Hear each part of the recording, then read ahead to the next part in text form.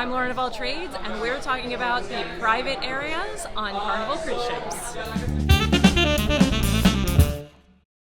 Okay, so I want to talk about all of the different versions and different private areas that Carnival has to offer on its different cruise ships. And we're going to go chronological, so we're starting with Vista class.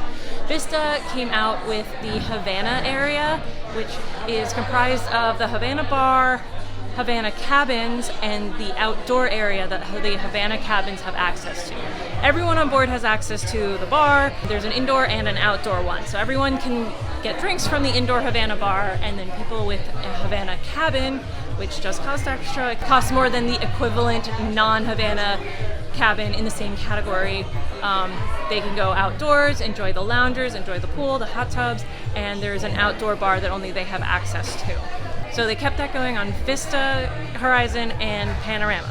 The Venice and the Firenze have the Terrazza area, which is very similar to the Havana area, both in layout and concept, except the idea is that it's Italian themed instead of Cuban themed. It does not have a pool, but it does still have 2 hot tubs. It has a bar that has loud music. It has the indoor-outdoor stuff. And then additionally, and I don't want to get this wrong, so I'm reading it. I'm going to read it to you. Anyone in a Terrazza category cabin, which there's interiors, balconies. There's a continental breakfast in the morning in the Terrazza Carnival lounge. And then there is also a specially curated brunch on select sea days. I don't know what that means by select, with a complimentary spritz or mimosa. And then also a sail away event in the outdoor Terrazza Carnivale area, featuring live music. And then you also get a Terrazza branded robe and towel in your cabin for your use anywhere on the ship. You can also take the towels off the ship when you go into port, same as all towels in every cabin on the ship. I recommend Havana on those 3 ships, Vista, Horizon, Panorama. I recommend Terrazza on Venezia and Firenze, even though I haven't tried it, but I can tell that I would like it. And then came the Mardi Gras, and then the celebration and the Jubilee. And with the Mardi Gras came Loft 19 and Excel Suites, and it kept Havana, but they ruined it.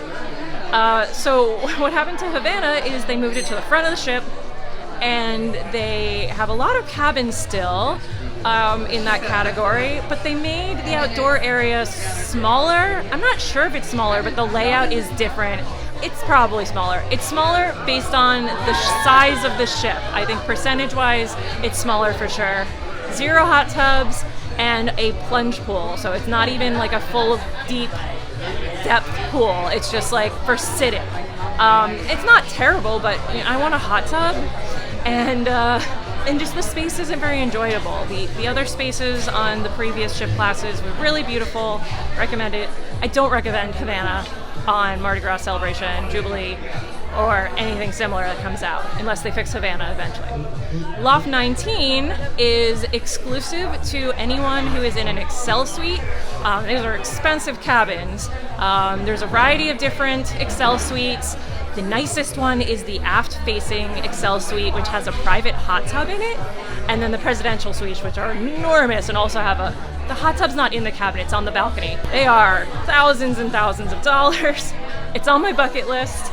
But they all get anything that's called an Excel suite gets access to the Loft 19 sun deck, which is on deck 19.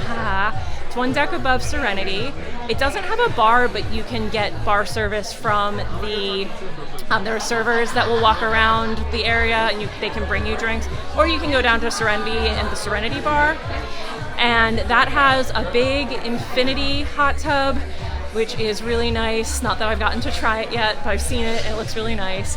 If you want to use a pool, there is a pool down in Serenity, 1 deck down. There is an elevator for handicapped access up to Loft 19. Anyone on board can get access to Loft 19 by paying for a cabana.